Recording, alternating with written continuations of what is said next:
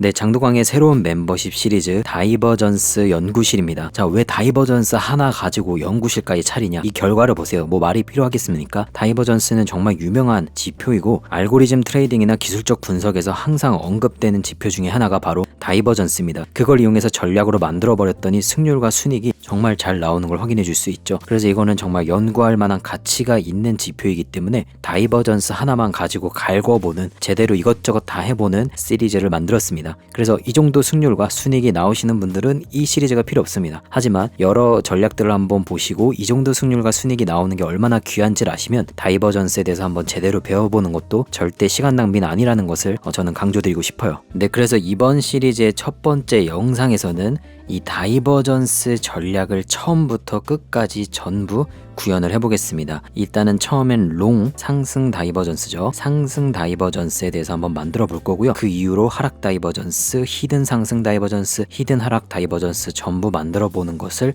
연습을 해보고, 그리고 전략 테스터로 백테스팅하는 결과와 함께 우리가 진입하고 종료하는 조건을 만드는 방식에 대해서 한번 처음부터 끝까지 다 알아보도록 해서 이 시리즈를 계속 이어나가겠습니다. 네, 이 시리즈는 골드 멤버십 전용 영상이고요. 이거는 1강은 전체 공개를 했습니다. 골드 멤버십 가입하시면은 전용 채널에서 다양한 질문들과 답변을 하실 수가 있고요. 그리고 전략 스크립트 제대로 배워보기라는 시리즈를 통해서 정말 전략 스크립트에 대해서 제대로 한번 공부하는 기회를 가질 수가 있습니다. 네, 그러면 트레이딩뷰는 이 다이버전스 전략을 자기들 오피셜로 내놓진 않았습니다. 대신에 다이버전스 인디케이터, 즉 지표는 만들어 놨어요. 테크니컬즈에 지표를 누르고 이쪽에 내려오다 보면요, 다이버전스 인디케이터라고 보일 겁니다. 이거를 클릭하면은, 네, 이거는 이제 트레이딩뷰에서 만든 거기 때문에 깔끔하게 잘 작동합니다. 심플하고, 여기 톱니바퀴 버튼을 누르면은 내가 고를 수도 있어요. 이게 플럿 볼리시가 상승 다이버전스고요. 밑에는 히든 상승 다이버전스, 이거는 베어리시 하락 다이버전스고요. 얘는 히든 하락 다이버전스입니다. 그래서 내가 체크를 하면 이렇게 안 보이던 부분도 전부 보이게 변하는 걸 볼 수가 있죠. 자, 그럼 이제 저와 함께 먼저 상승 다이버전스 가지고 이 지표를 우리가 전략처럼 돌아갈 수 있게 한번 배워보겠습니다. 제가 이걸 유튜브 공개 영상에 올렸을 때는 그냥 복사 붙여넣기 해서 했었는데, 우리는 이제 취지에 맞게 멤버십 분들은 이제 공부하시기로 한 분들이니까 한번 처음부터 끝까지 다 참고해서 한번 만들어 보겠습니다. 자, 그럼 우리가 다이버전스 전략을 만들기 위해서 먼저 스트래터지 펑션을 하나 만들어 주시고요. 이름 정해 주시고 오버레이를 false로 하겠습니다. false로 해야 이렇게 화면이 분리돼서 보이죠. 분리된 상태에서 진행을 할 거고요. 첫 번째, 두 번째, 세 번째, 네 번째 총 4개로 제가 목차를 나눠봤어요. 처음에 해야 될 건 우리가 지표를 하나 쓸 겁니다. 다이버전스는 말 그대로 어떤 지표를 기반으로 다이버전스를 찾는 거예요. 그래서 내가 그 지표를 선정해야 되는데, 여기 오피셜로 제공된 지표는 RSI를 쓰고 있고, 기본적으로 이제 다이버전스 하면 RSI가 많이 언급되니까 저도 RSI라고 할 거고요. 그런데 우리는 거기서 다른 지표들도 한번 연습해 볼 거고, 제가 input.source라는 기능으로 다른 지표에 있는 것들도 땡겨와서 다이버전스에 적용하는 방법까지 같이 한번 다뤄보도록 하겠습니다. 네, 그럼 첫 번째로 우리가 지표를 RSI로 구할 거기 때문에 RSI라는 변수에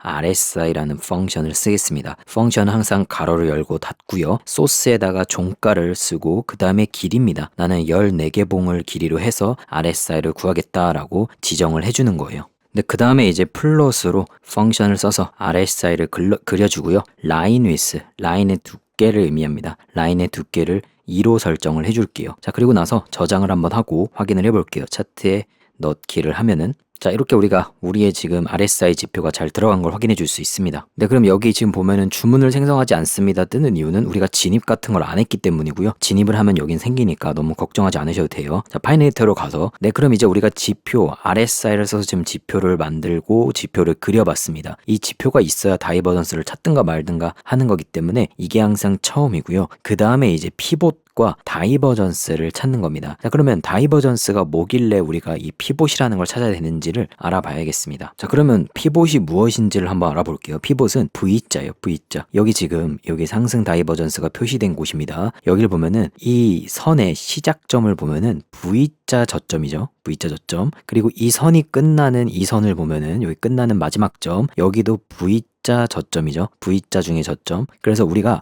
어떤 V자에서 저점을 찾았을 때를 피봇 로우라고 하는 거고요. 자, 반면에 여기 하락 다이버전스가 표현된 선의 첫 번째 시작 지점을 봤을 때 보면은 V자죠. V자이면서 고점입니다. 그래서 이걸 우리가 피봇 하이라고 불러요. V자 저점은 피봇 로우, V자 고점은 피봇 하이인 거예요. 네, 그래서 우리가 방금까지 한 내용을 정리하면은 상승 다이버전스는 피봇 로우를 찾는 과정이 필요할 거고요. 여기 있는 상승 다이버전스를 보면 다 저점 찾죠? V자 저점. 그러니까 피봇 로우를 찾아야 되고요. 여기 있는 하락 다이버전스를 찾으려면 우리는 피봇 하이를 찾아야 되는 거죠. 여기 보면은 V자 고점이죠. V자 고점은 피봇 하이입니다. 네, 그럼 우리가 피봇 로우를 저장하는 변수인 피봇 로우를 만들겠습니다. 그런 다음에 PA 점 하면은 피봇 로우라는 펑션이 있어요. 이 피봇 로우 펑션을 사용해서 우리가 피봇을 구할 수가 있고요. 여기에 처음에 소스를 넣으라고 돼 있는데 이게 우리의 지표 값이 들어가는 거예요. 우리는 이 RSI라는 지표의 저점을 찾는 거기 때문이죠. 그래서 RSI를 넣습니다. 그다음 컴만 하고요. 자, 이 피봇 로우를 판단하기 위해서는 왼쪽 봉의 개수와 오른쪽 봉의 개수가 필요합니다. V자라는 거는 그냥 단순히 내려가는 걸 찾는 게 아니고 내려갔다가 올라오는 걸 찾는 거죠. V자니까.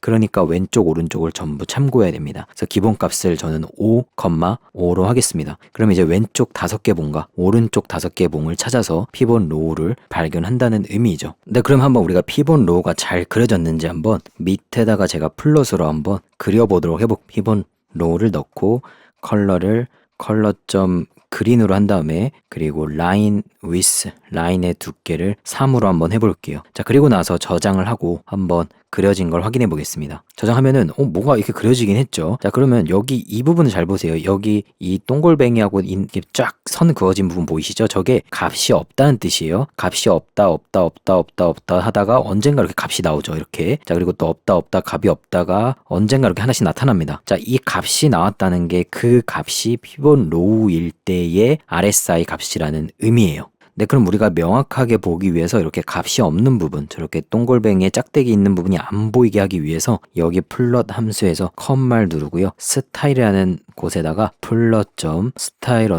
라인 br이라고 하면은 이젠 이거는 이제 값이 없는 부분은 안 그려지게 해주는 스타일이에요. 그래서 저장을 하고 한번 확인을 해보겠습니다. 저장을 했을 때 이렇게 이제 그려지는 부분이 값이 있을 때만 그려지는 거를 우리가 확인해 줄 수 있죠. 자, 그러면은 우리가 좀 의아한 부분은 발견했어야 됩니다. 뭐냐면 자, 여기 18.5라고 뜨는 부분, 여기가 저점이라고 그려져 있는데 RSI가 여기 있는데 위에 있잖아요. 다시 보여드릴게요. 지금 여기서 그려졌는데 RSI는 실제로 여기 있죠. 그러면 이 그려진 게 사실 어디 있는 RSI냐면 여기 왼쪽으로 가보시면 딱 선이 만나는 부분 보이시죠? 쭉 가다 보면은 여기죠. 사실 이 RSI 값이 저점입니다. V자 저점입니다 라고 알려준 거예요. 근데 그걸 언제 알 수 있었다? 하나, 둘, 셋, 넷, 5개 봉이 지나고 알 수 있었다는 거죠. 여기서 하나, 둘, 셋, 넷, 5개 봉이 지나야 저거 피봇 로우 저점입니다 라고 알 수 있었던 거예요. 왜냐면 우리는 찾아야 되는 건 V자이기 때문이죠. 여기서 바로 저점인지를 판단 못하는 거예요. 봉이 항상 지나고 판단을 해야 되는 겁니다. 네, 그러면 여기 있는 이 피봇 로우도 사실은 쪽에 있는 이 RSI 값을 피봇 로우 V자 저점이라고 판단해서 5개 봉 이후에서 결정을 해서 이렇게 그려준 걸 우리가 확인해 줄 수 있는 거죠. 네, 그래서 우리가 V자 저점이라는 거는 나중에 결정되는 겁니다. 바로 결정되는 게 아니에요. 지금 이 차트를 보세요. 이 차트를 보고 여기가 저점이라고 지금은 우리의 눈으로는 지금 저점인 게 보이지만 실제로 차트가 이 상태가 아니었을 때 만약에 이 상태였어요. 여기 있는 상태에서 저점이라고 확정할 수가 없죠. 갑자기 여기서 또 폭락할 수도 있는 거기 때문에 항상 시간이 좀 지나고 나야 이거 V자네? V자 저점이네 라고 판단을 할 수가 있는 거예요. 그런 식으로 우리가 V자는 항상 어느 정도의 봉이 지나고 나야 알 수 있다라는 사실을 좀 알고 있어야 됩니다. 네, 그럼 우리가 이 현상에 대한 원인을 알았으니까 이젠 좀 눈에 보이는 그래도 고치는 게 좋겠죠. 여기 있는 이 저점이라고 판단한 곳을 원래의 자리로 한번 옮겨 놓겠습니다. 5봉 이후에 발견되긴 했지만 그래도 옮겨놔서 여기에 그려지도록 할 거예요. 그러면 이 플랫을 왼쪽으로 5칸 땡기면 됩니다. 여기 있는 플랫도 동시에 왼쪽 다 모두 전체를 왼쪽으로 5개씩 땡기면 되겠죠. 그래서 파이네이터를 열고요. 여기서 이 플롯 옵션 중에 오프셋이라는 옵션이 있어요. 오프셋 옵션.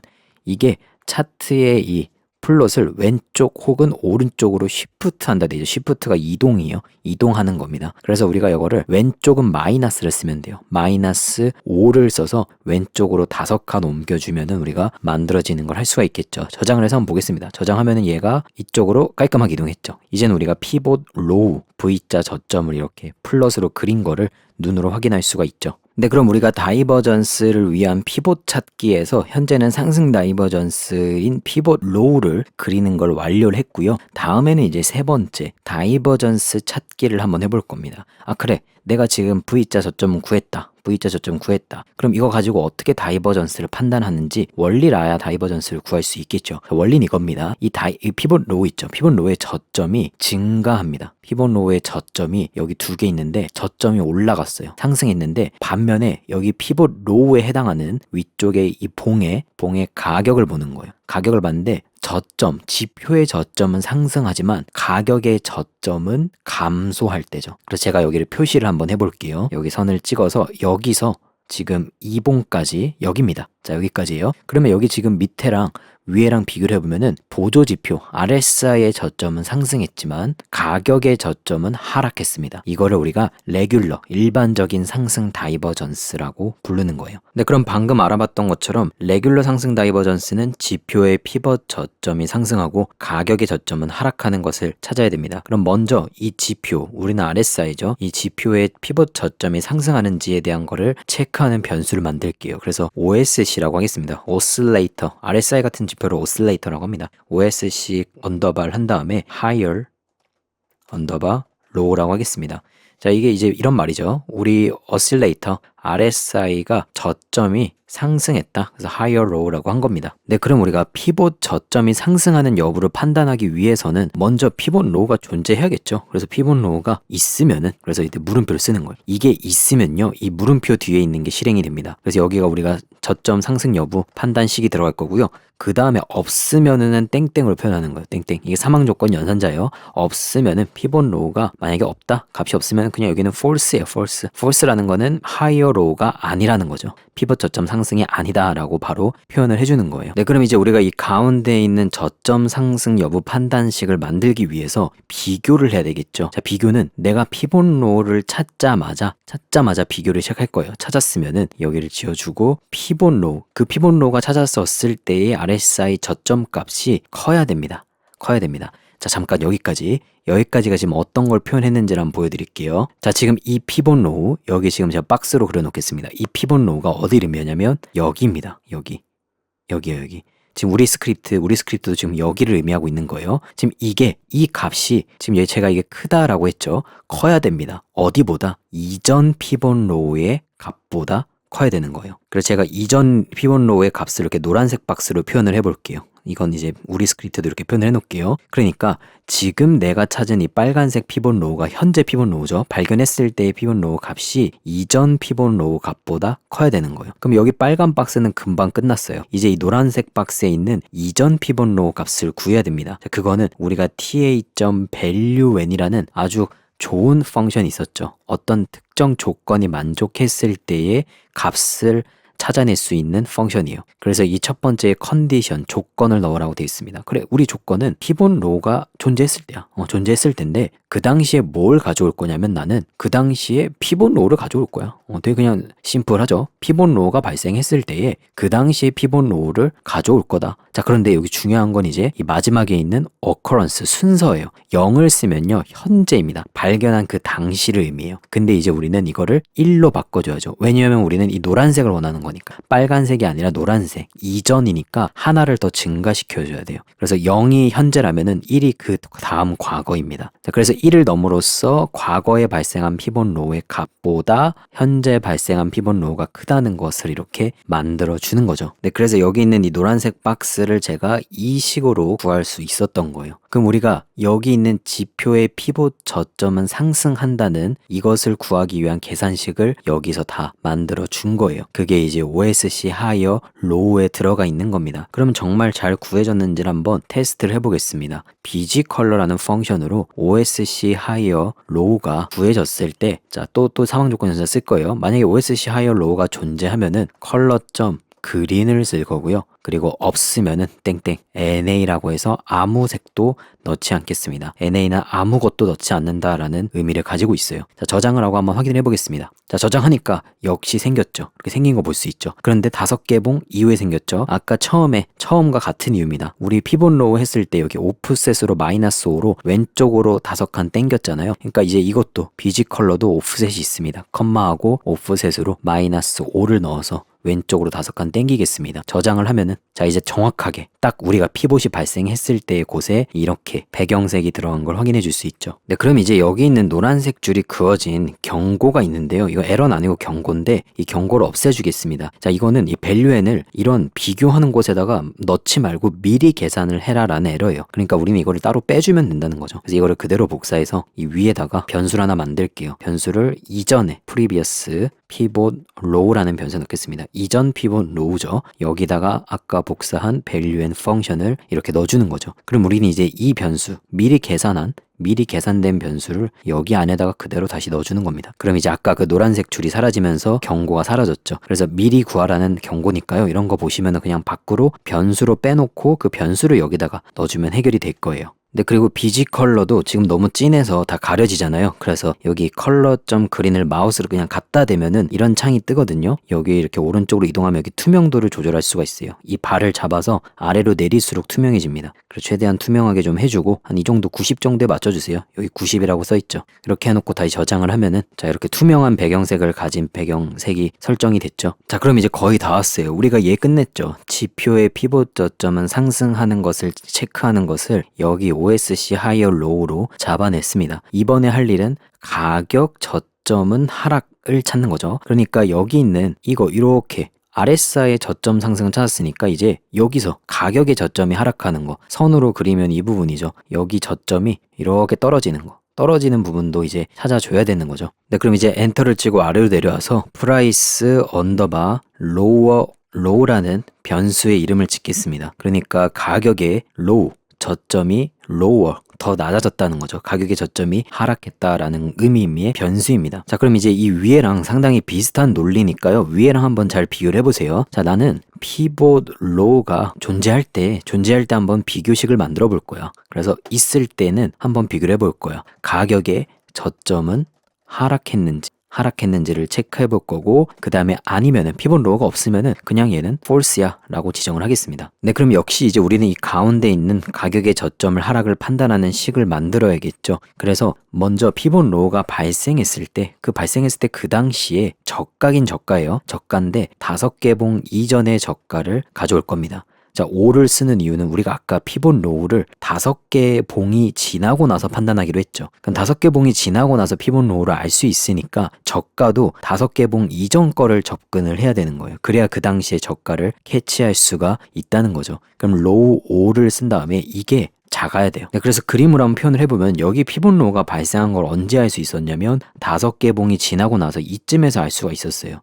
그래서 여기 봉으로 봐도 여기 하나, 둘, 셋, 넷, 5개 봉이 지나고 나서 여기서 피봇 로우가 발생한 것을 캐치할 수가 있었습니다. 그럼 여기서 이제 그 피봇 로우가 발생한 부분의 저가를 접근하려면은 여기 이 저가를 접근해야 되는 거죠. 여기. 그래서 우리가 이 당시에서 5개 봉 이전의 저가를 가져오려면 이렇게 로우하고 5를 써서 5개 봉 이전의 저가를 들고 오는 겁니다. 네, 그럼 우리가 여기 있는 이 핑크색 박스 이 저가는 여기서 로우의 5개 봉 이전을 구했습니다. 그럼 이번에는 여기 제가 표시를 해드릴게요. 여기 저가입니다. 이전에 피봇 로우가 발생했을 때 저가를 또 구해야 돼요. 자, 그러면 이거를 구하는 식도 예전에 썼던 이 value and function과 상당히 유사합니다. 여기 위에를 한번 좀 집중해서 밑에 쓰는 걸 한번 비교를 해보세요. 자, th.value and function으로 피봇 로우가 발생했을 때 저가를 구할 건데 5개 봉 이전의 저가를 구할 겁니다. 그리고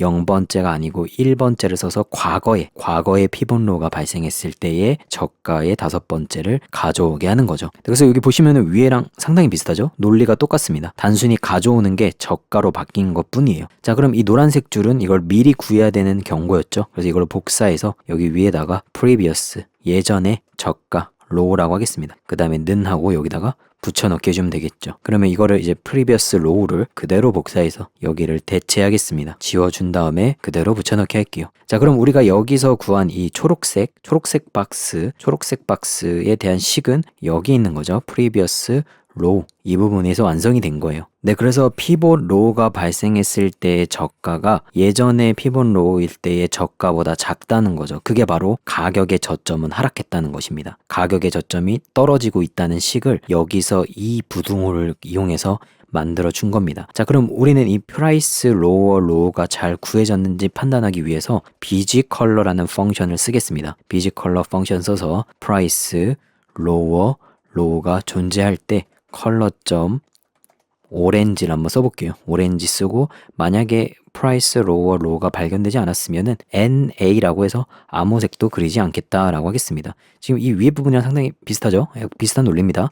자, 그리고 컴마하고 오프셋을 왼쪽으로 5만큼 옮겨주는 거죠. 이렇게 만들어주고 마우스로 갖다 댄 다음에 투명도를 좀 주겠습니다. 투명도를 90으로 맞춰줄게요. 이렇게 해서 여기 90이 뜨죠. 자, 이렇게 하고 나서 저장을 해볼게요. 저장하면은 자, 여기 지금 잘 나오죠. 자, 지금 잘 보시면은 여기 지금 그냥 초록색 배경만 있는 것도 있고요. 아니면 이 부분처럼 그냥 오렌지색 배경만 있는 것도 있고요. 여기 가운데 이 부분이 오렌지색 배경도 있고 초록색 배경도 있어서 색이 이렇게 불그스름하게 나오죠. 여기가 이제 우리가 원하는 다이버전스가 나오는 곳입니다. 그러니까 지표가 피봇 저점이 상승하는 부분과 가격 저점이 하락하는 걸 모두 만족해야 우리한테는 이게 일반적인 상승 다이버전스라고 얘기를 한다는 거죠. 그럼 이것도 아니고 그냥 초록색도 아니고 그냥 오렌지색도 아닌 초록색이면서 오렌지색 배경인 걸 찾는 거니까 이제 이 두 개, OSC higher low와 price lower low를 모두 만족하는 것을 다이버전스라고 하겠습니다. 그래서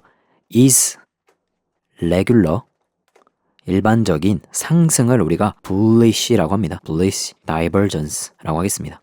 되게 기네요. 그래서 일반적인 상승 다이버전스냐라고 물어보는 변수에다가 먼저 OSC higher low 이게 이제 우리한테는 초록색 배경이었습니다. 이 초록색 배경을 만족하고 그리고 and 이제 여기죠. 가격의 저점은 하락하는지 체크하는 부분 이것도 여기다 넣어주는 거죠. 이게 이제 오렌지색 배경이었습니다. 그래서 이 두 개를 모두 만족하는 구간을 한번 찾아보기 위해서 BG 컬러라는 펑션으로 is regular, bullish, divergence 자, 저 다 치고 있는데 그냥 누르셔도 돼요. 누르면 이렇게 자동 완성됩니다. 이렇게 해놓고 이 상승 다이버전스를 감지했을 때 true일 때는 우리가 색깔을 넣어야 되니까 컬러점 green이라고 하겠습니다. 그리고 땡땡 NA 즉 다이버전스가 아닐 때는 그냥 아무 색도 넣지 않겠다라고 해주는 거죠. 이 상태에서 이제 저장을 하면은 최종적으로 우리의 다이버전스가 여기서 발견이 됐고요. 그거를 이제 오프셋으로 마이너스 5만큼 왼쪽으로 5만큼 당겨주면은 여기에 딱 만들어지는 걸 볼 수 있죠. 다 이거 제외하고 오로지 이 부분만 우리의 상승 다이버전스가 발견된 부분이다 라고 할 수가 있는 겁니다. 자, 그럼 나머지 부분 BG 컬러는 이거 주석 처리할게요. 컨트롤 누른 채로 슬래시 여기도 컨트롤 슬래시 해주고 그냥 다이버전스만 남기겠습니다. 저장하면 이제 다이버전스가 있는 곳만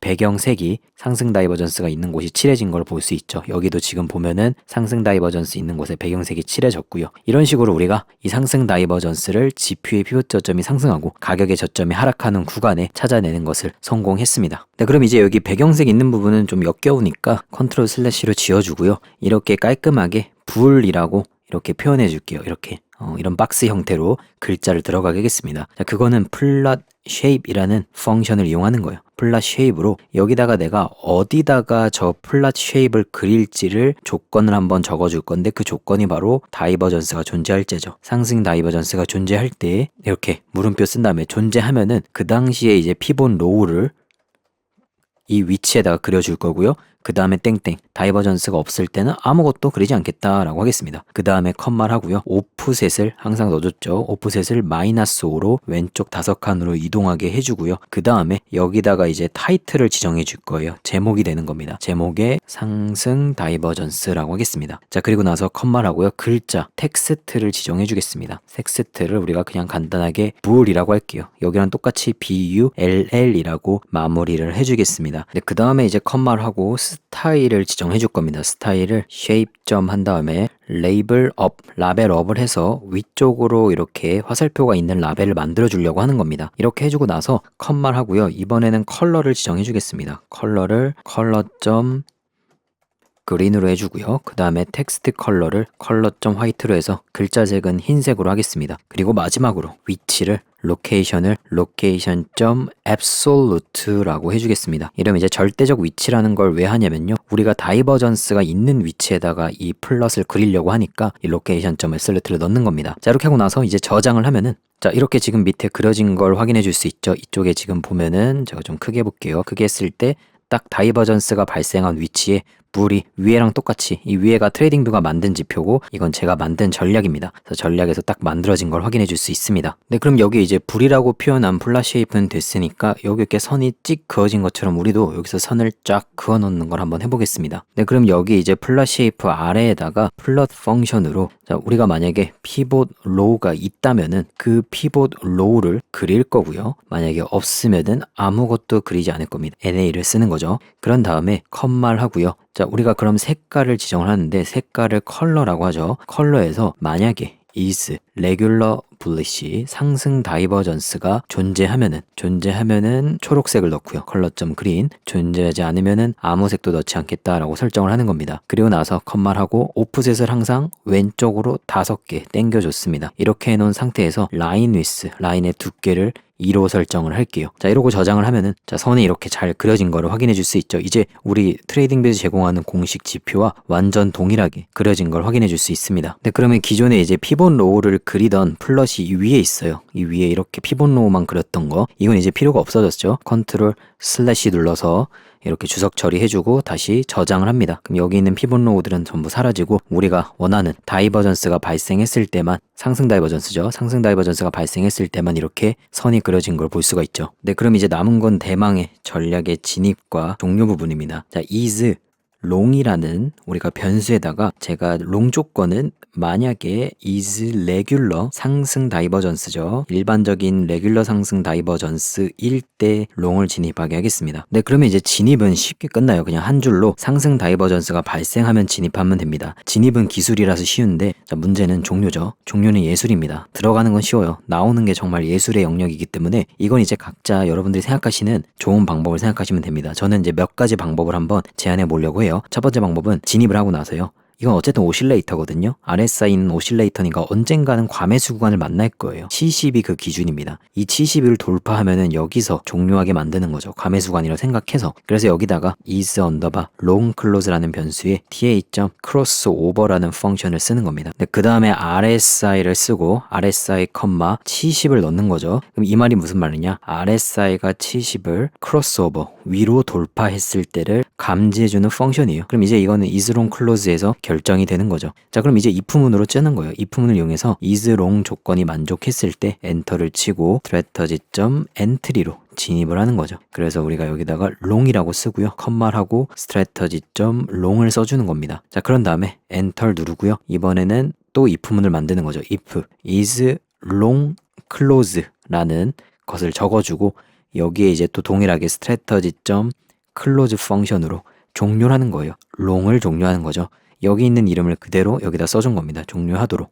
자, 이렇게 하고 나서 저장을 한번 해볼게요. 네, 그럼 이제 저장하고 봤을 때 여기에 지금 롱 진입을 한 거를 우리가 확인해 줄 수 있죠. 시가에 진입했습니다. 잘 보시면은 시가에 진입을 했죠. 전략 스크립트는 봉이 마감되고 다음 봉 시가에 진입하는 게 기본이에요. 자, 이거를 바꾸고 싶으면은 우리가 여기 스트래터지 펑션에 프로세스 모더스 온 클로즈라는 옵션을 true로 바꿔주면 됩니다. 저장을 하면은 이제 이게 종가 마감하고 진입하겠죠. 여기죠. 종가 마감하고 진입했죠. 자, 그런데 왜 이거 이렇게 늦게 떴나요? 여기잖아요. 상승 다이버전스.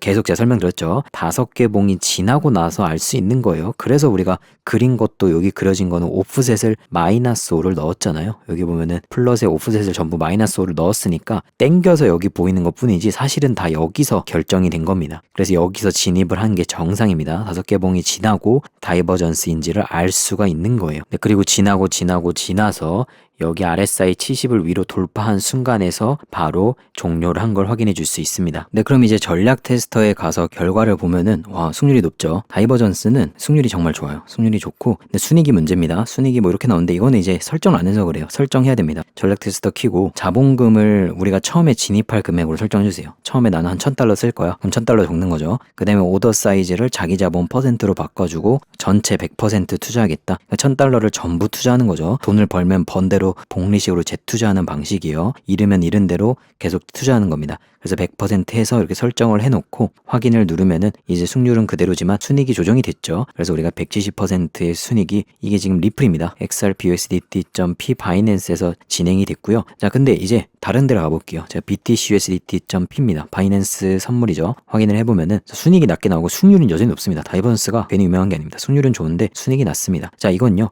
기본적으로 다이버전스는 역추세입니다. 역추세 전략은 항상 승률이 높아도 순이익이 낮은 경우가 많이 생겨요. 거래 목록을 확인해보면은 승률이 높다는 거는 내가 이 이득을 좀 많이 봤다는 거죠. 그런데 손실은 적지만 손실이 한 번 엄청 크게 날 수도 있다는 거죠. 왜냐하면 역추세 전략은 기본적으로 만약에 방향성이 틀리면은 완전히 다른 방향으로 가버리게 됐을 때 큰 손해를 볼 수도 있다는 의미이기도 하거든요. 그래서 마이너스 16%도 보이고 이렇게 큰 손실들이 있으니까 승률이 높아도 내가 이렇게 순이익이 낮게 나오는 경우가 생기는 겁니다. 자, 그러면 왜 제가 처음에 리플을 보여드렸냐면요. 리플은 비트코인보다 더 엉덩이가 무거워요. 비트코인이 그렇게 엉덩이가 무거운 종목이 아닙니다. 은근히 좀 얘가 요동쳐요. 그런데 리플은 상당히 코인 중에서도 엉덩이가 무겁죠. 그래서 엉덩이가 무거운 종목에서는 역추세를 해도 잘 살아남은 거예요. 무거우니까 막 크게 원웨이 하락이 만들어지지는 않았던 거죠. 막 우리 리플 폭락했다 이런 말 거의 못 듣잖아요. 막 잡코인으로 취급받지 않잖아요, 리플이. 그래서 이렇게 170% 나온 거고요. 이런 거는 주식에도 동일합니다. 애플 같은 거 볼게요.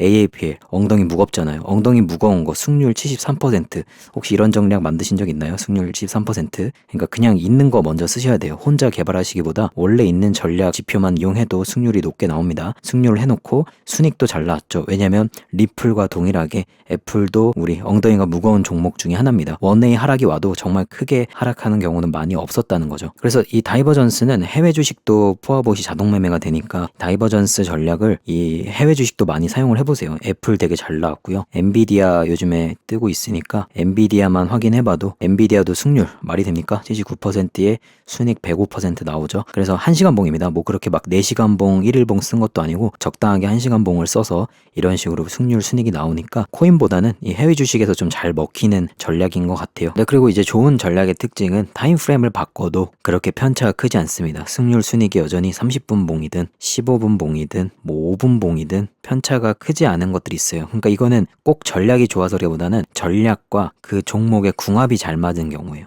궁합이 너무 잘 맞으면은 타임프레임을 막 바꿔도 괜찮습니다. 바꿔도 막 잘 되는 거를 우리가 확인해 줄 수 있죠. 엔비디아는 이렇게 나오고 한번 마이크로소프트 볼까요? MSFT 보면은 마이크로소프트도 지금 4시간 봉, 1시간 봉, 그리고 15분 봉. 뭘 봐도 승률이랑 순익이 보장이 되는 거예요. 뭐 5분 봉 봐도 이렇게 되죠. 5분 봉이 그나마 이렇게 작게 나오고 3분 봉, 3분 봉은 좀 심했나? 3분 봉 보면 이렇게 21% 나오죠. 그래서 제가 봤을 때 1시간 봉 쓰는 게 1시간 봉이나 4시간 봉 이런 거 쓰는 게 제일 안정적으로 잘 나오는 거고요. 자, 이렇게 해서 우리가 어떤 다이버전스에 대한 이 진입 조건과 종료 조건을 만들었는데, 자, 종료는 예술이에요. 예술의 영역이기 때문에 저는 그냥 RSI 70 돌파하는 걸 했죠. 그런데 이거에 대한 종료 조건은 정말 많을 거예요. 그 많은 종료 조건을 한번 생각해 보는 게 우리가 이 다이버전스에 대한 연구를 해보는 겁니다. 그래서 첫 번째는 제가 오실레이터를 이용해서 이렇게 전략을 종료하는 걸 만들었고요. 다음에는 한번 우리가 이 하락 다이버전스가 발견됐을 때 종료해보죠. 그러니까 불리시는 이제 상승 다이버전스죠. 상승 다이버전스가 발생했을 때 진입을 했지만 종료는 하락 다이버전스가 발생했을 때 종료하게 만들어주는 거예요. 그렇게 해주면 어떻게 변화가 되는지를 한번 연습을 해보겠습니다. 그건 이제 다음 영상에서 준비할게요. 이게 되게 다이버전스에 대한 내용이 길어질 건데 그만한 가치가 있습니다. 제가 괜히 이 엄청난 시간을 쏟아붓어서 영상을 만든 게 아닙니다. 그만한 배울 가치가 있으니까요. 다이버전스는 한번 끝까지 한번 파보시는 거를 적극 권장드립니다.